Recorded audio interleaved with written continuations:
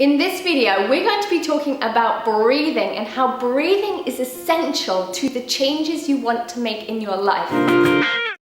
Hi everyone and welcome back. We are back to school time, end of summertime, back to okay, let me get on it time and rock the rest of 2016. And many of us are looking around thinking, things are going okay, but there's still these challenges in my life that don't seem to have changed.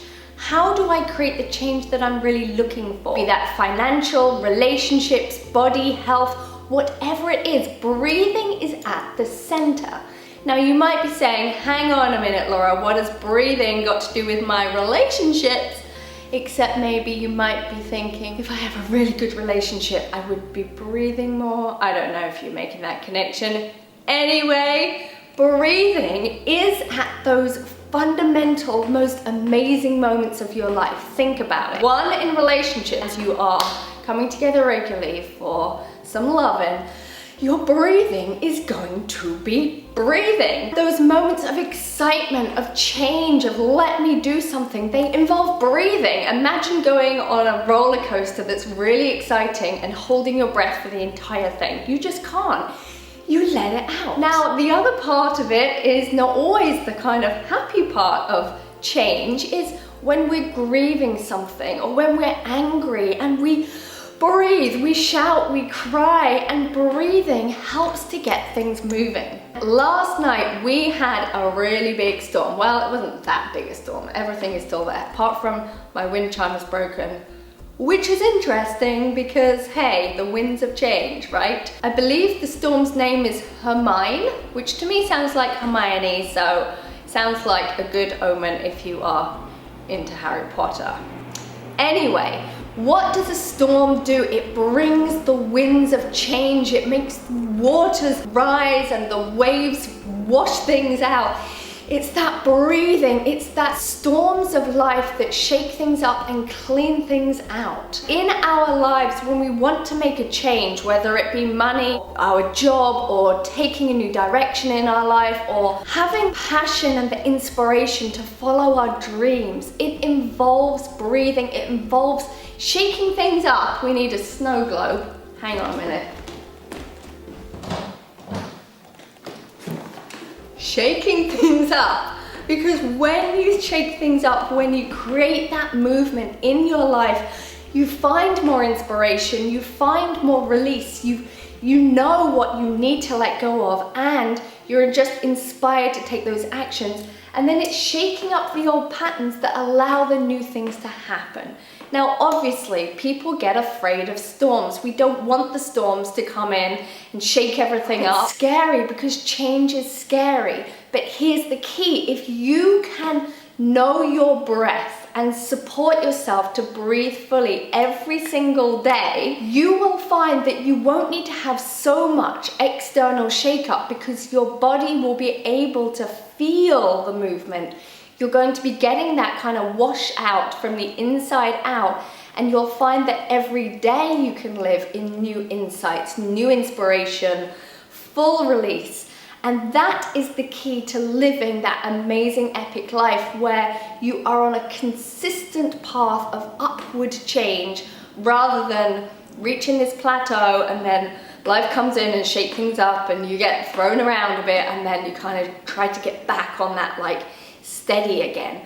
We want you, I want you, life wants you to be on an upward evolution of change. So if that sounds good to you, let's get into actually experiencing it in our body, because the change happens in you, in your body. So you've probably all heard of the muscle, the famous muscle, the diaphragm. The diaphragm, I'm going to use this to model the diaphragm, is a large muscle. It goes right the way across your kind of lower ribs. It domes up. It's a kind of dome of a muscle. It has a tendon part at the top and muscles all the way around. It attaches to your ribs. It attaches to your thoracic spine, and it is super important because if this muscle isn't working, you aren't breathing, therefore you're dead.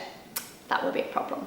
you wouldn't be watching this video then. In a video I made a long time ago on breathing, we talked about the diaphragm. I showed you how to lengthen the diaphragm to give it a little more stretch to really support your breath. People have also been asking me, okay, well, how do I know if I'm breathing correctly? How do I know if I'm using my diaphragm? And here's the thing, if you can start to see it, you can start to embody it. So that's what we're going to do today.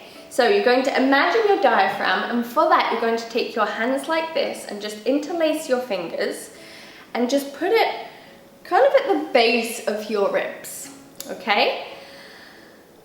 So now, as you breathe in, you're just going to imagine, and you can slide your hands down a little, that your diaphragm moves down as you breathe in.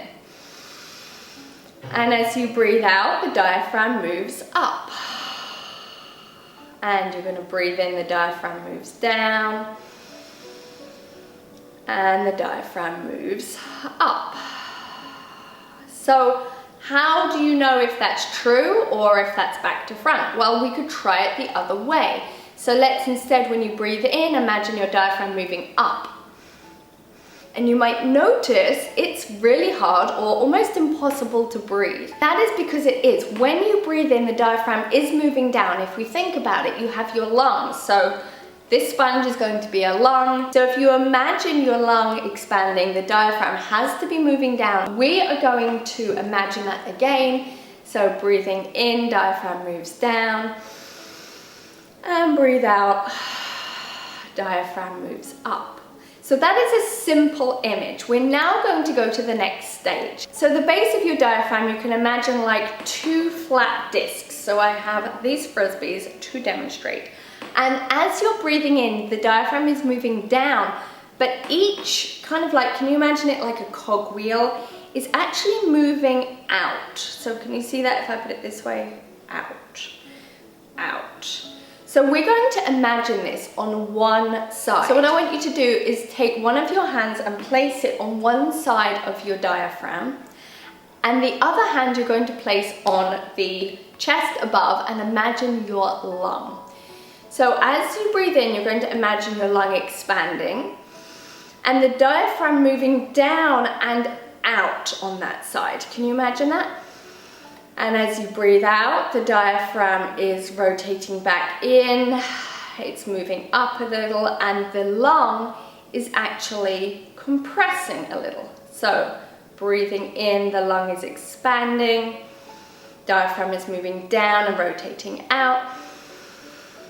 And then it's coming back in, diaphragm moving up, and lung is despanding. One more time, and breathing in, diaphragm down, rotating out, lung expanding, and then lung despanding, I don't know if that's a word, and diaphragm rotating in and moving up. You're now going to imagine your lung. I want you to put your hands on your chest, the front, the side, the back, and just imagine the width and depth and breadth and expanse of your lung. And in fact, if you were to spread out the surface area of your lung, it's as big as a tennis ball, baseball, basketball, tennis court. That's what I'm trying to say, a tennis court. It's a lot of space, so you have a lot of capacity for oxygen to come in, to fill your bloodstream, to fill you full of that vital energy. You're going to imagine now your lung with all of that possible expanse in it. As you breathe in, it's expanding, and now because of the rotation of the diaphragm, you're going to imagine the lower part of your lung rotating out. And then as you breathe out, it's coming back in. So if you notice, there's actually a twist that's happening in your lung. Now the whole thing rotates out a little, but particularly the bottom part rotates a bit more. And what happens if you do this to a sponge, particularly if you have water, you're washing it out, right? You're wringing it out, you're bringing in the freshness and washing out the old. So you're going to breathe in and imagine your lung expanding, rotating out and twisting. And then as you breathe out, it's coming back in and moving up. And breathing in moves down and out. And in and up. And one more, down and out. And in and up. Just a little tap over your lung. That's it, front, back, side. And then just rest. And just notice now your two sides. So breathe into the side that we practiced. In fact, move that arm around. Notice how you feel. How fluid do you feel? How flexible? How inspired? Say, yes, I am doing everything I want. Yes, my body is changing. Yes, money is flowing to me. Yes, life is giving me everything that is true to my heart. I don't know, whatever it is for you. Yes, my relationships are full of love. And just notice how that feels. Also notice, can you really allow yourself to let go? I'm letting go of everything that is not necessary in my life. And just notice your body's participation with that thought. So is it saying, yeah, I'm ready to let it go? So now you're going to do the same on the other side. So breathe in and say, yes, I'm welcoming in life. Yes, money is flowing. Yes, I'm inspired. And just notice, is your body in the same amount of agreement, or is there a part of it that's saying, not really. I'm trying to be inspired. I'm trying to let go, but I don't actually feel it. So the truth is in your feeling. The truth isn't in what you think or you hope. The truth is in your body. And this is where real change happens, because right now, you just are it. On the side we've practiced, we've just been present with what is, present with your body, present with your diaphragm, your lung, and just to a very, very small capacity of what is possible. We could spend a full day exploring and embodying what is going on inside of you, and you would find that it would just get better and better and better, and by the end of it, you would just be full of the inspiration, the release, and that energy and that life force, ready to make all the changes you want. But on this side, it's like you can try, and you are still breathing on this side. So it's not like we stopped breathing on the side that you didn't practice, but that level of presence. So when somebody says, be with your breath, or focus on your breath, what is that? How do we know what it is? And if you don't know the anatomy and the physics and the fundamentals of you, it's going to be impossible for you to be present with it, right? Because how can you be present with something that you don't know? So here is the key. The key is you. The key is being inside of you, knowing you, understanding you, and from that place, allowing your body to give you everything that you want. So now I want to know from you, how do you feel? Tell me some words between the side that we practiced and the side that we didn't. Tell me how much inspiration, how ready are you to get going on your projects compared to the other side? Write it in the comments, let me know. If you're on Facebook, go over and find me on YouTube. If you're on YouTube, find me on Facebook. And make sure you come over to laurahainesfranklin.com and sign up there so that you can find out how I can support you and you can support you to really reach your potential from the inside out. And very special invitation for you, if you are in the New York area, we're going to be doing a full day on breathing for life, for change, to increase money, to increase productivity, to increase your vital energy. You'll sleep better, you'll have more energy, you'll feel more inspired, and everything that you're going to do from there on forth is going to be fueled by this new inspiration and release.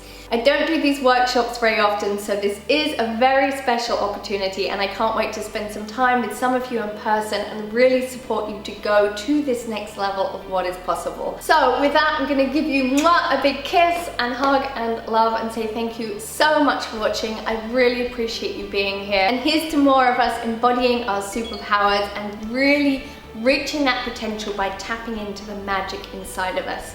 And on that note, I'm going to give you a big hug and say see you very soon. I love you, and bye for now. Bye.